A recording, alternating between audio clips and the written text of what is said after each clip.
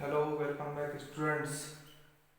In today's class, we are going to start a new chapter of chemistry, that is chapter 5 classification of element, तत्वों का आवर्ती वर्गीकरण। आज की class में हम रसायन विज्ञान का केमिस्ट्री का एक नया चैप्टर शुरू करने जा रहे हैं जिसका नाम है क्लासिफिकेशन ऑफ एलिमेंट, तत्वों का आवर्ती वर्गीकरण। आइए सबसे पहले हम समझ लेते हैं कि ये वर्गीकरण, ये क्लासिफिकेशन आखिर होता क्या है। इस चैप्टर का जो नाम है क्लासिफिकेशन, किसका करने वाले हैं?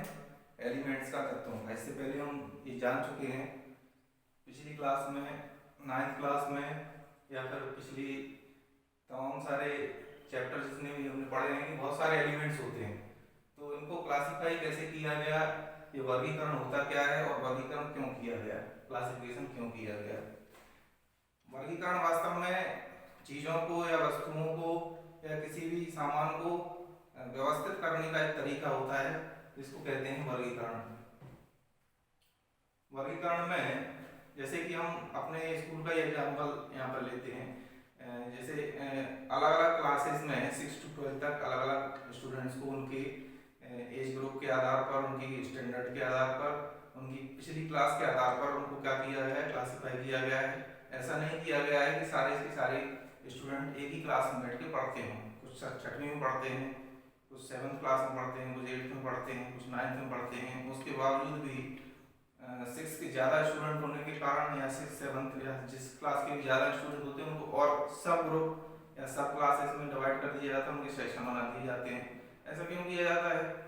ऐसा इसलिए किया जाता है क्योंकि उनकी जो स्टडी है या उनका जो अध्ययन है वो सुचारू रूप से या व्यवस्थित ढंग से हो सके, इसलिए जो व्यवस्था बनाई जाती है या जो व्यवस्थित करने का जो क्रम रहता है उसको हम क्या कहते हैं, क्लासिफिकेशन कहते हैं या वर्गीकरण कहते हैं। अब यहाँ पर हम पढ़ने जा रहे हैं किसका वर्गीकरण, किसका? एलिमेंट्स का।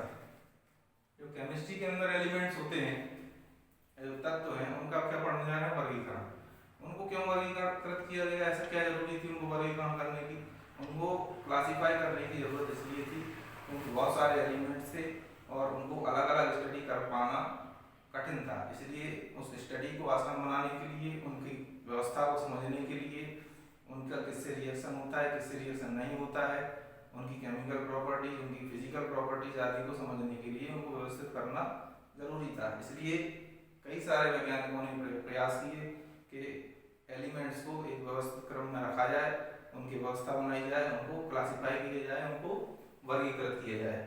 इसलिए इस चैप्टर का नाम रखा गया है तत्वों का आवर्ती वर्गीकरण। उनकी प्रॉपर्टीज के बिहाफ पे, प्रॉपर्टीज के को ध्यान में रखते हुए वर्गीकरण यहाँ पे किया जाएगा।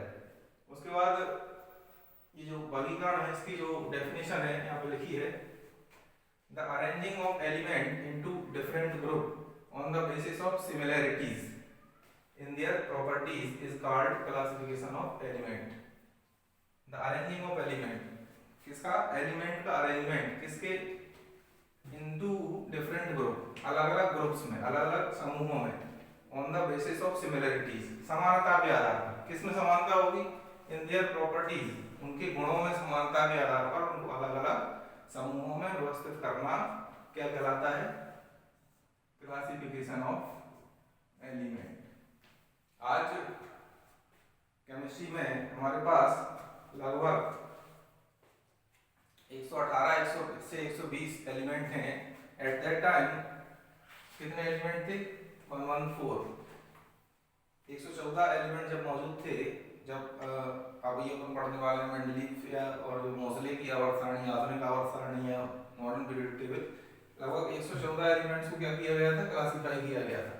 और जो अर्लियर अटेम्प्ट रहे क्लासिफिकेशन के लिए, जिनमें प्रारंभिक जो प्रयास रहे क्लासिफिकेशन के एलिमेंट्स को क्लासिफाई करने का, जो प्रारंभिक प्रयास थे उनमें क्या किया गया था?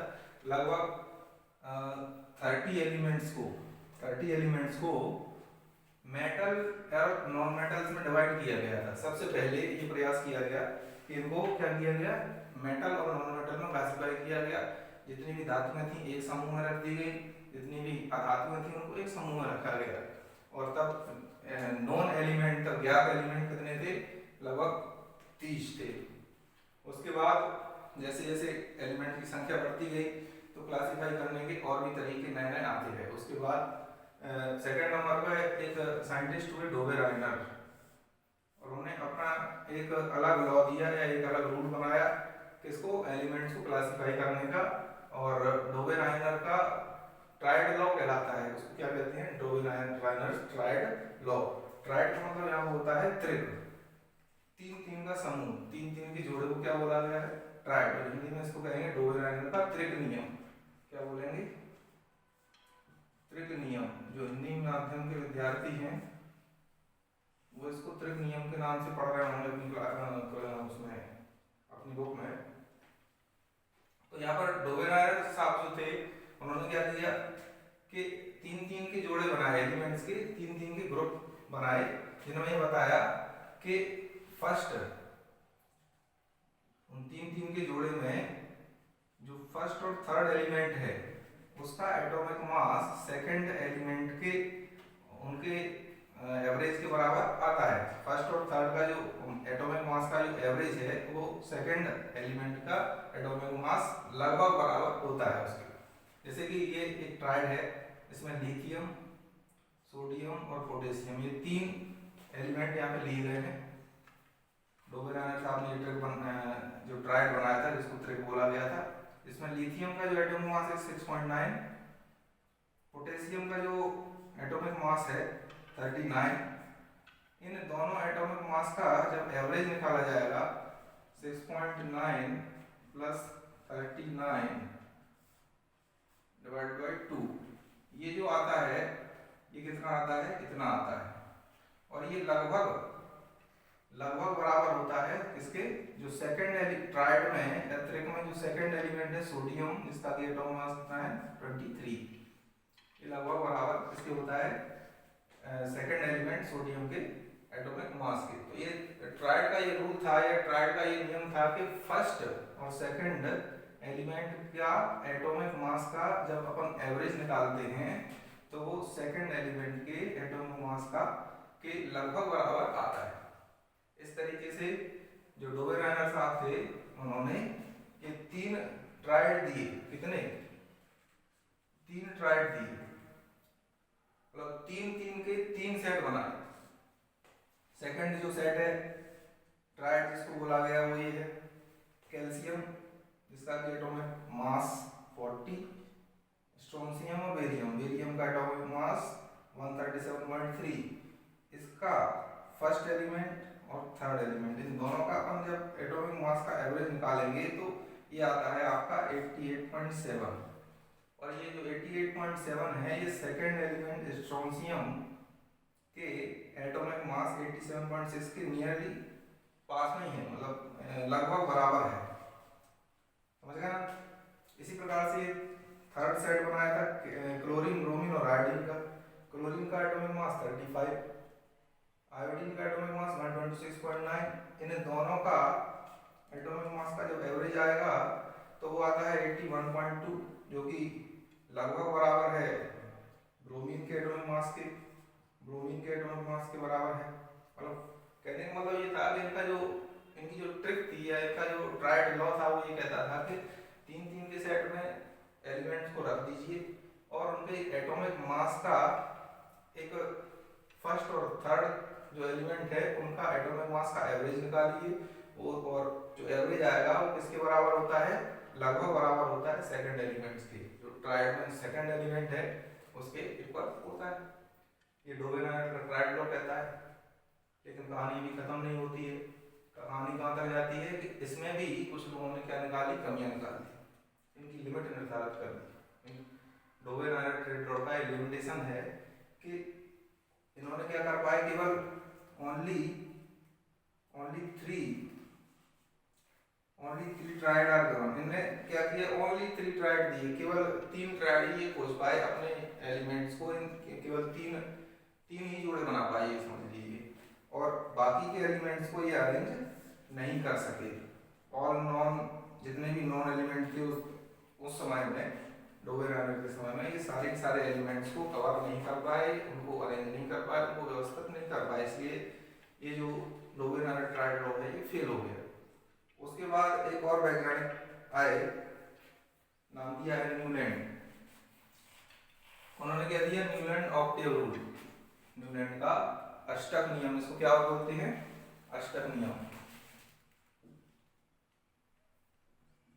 अष्टक नियम, न्यूलैंड का अष्टक नियम। ये जो अष्टक नियम था ये भी बड़ा इंटरेस्टिंग था। इसको पढ़ने से ऐसा लगता है कि जो न्यूलैंड साहब है वो संगीत के बहुत बड़े जानकार रहे होंगे या संगीत प्रेमी होंगे, लेकिन शायद हो ऐसा। इन्होंने क्या कहा, न्यूलैंड का अष्टक नियम या न्यूलैंड्स ऑक्टेव रूल ये कहता है कि जो संगीत के 7 स्वर होते हैं उसी तरीके से अगर एलिमेंट्स को, केमिकल एलिमेंट्स को अगर हम व्यवस्थित करते हैं, अरेंज करते हैं, तो 7 के बाद जो 8वें नंबर का जो एलिमेंट आता है वो फर्स्ट से क्या होती है, उसकी सिमिलरिटी होती है, समानता होती है प्रॉपर्टीज में, गुणों में। कैसे, जैसे संगीत के 7 स्वर होते हैं, सा रे ग म प ध नी, और नी के बाद फिर से क्या आ जाता है, सा आ जाता है।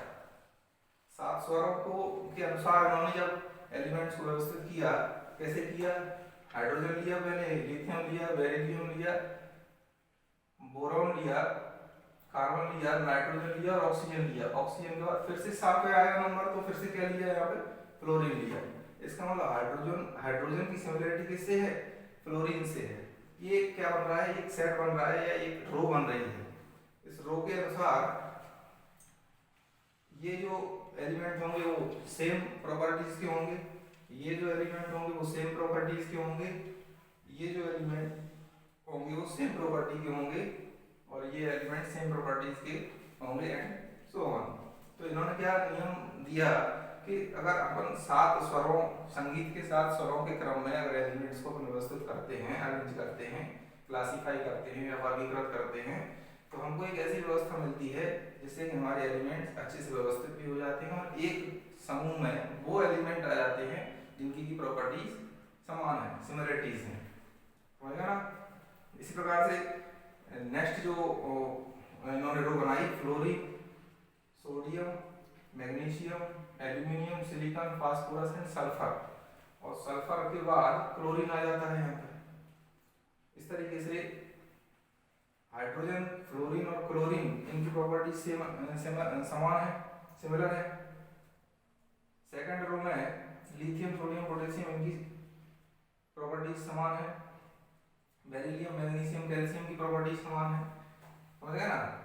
तो ये इन्होंने एक व्यवस्था किसने दी, न्यूलैंड नाम के साइंटिस्ट ने, न्यूलैंड का ऑक्टेव रूल नाम से नियम बनाया।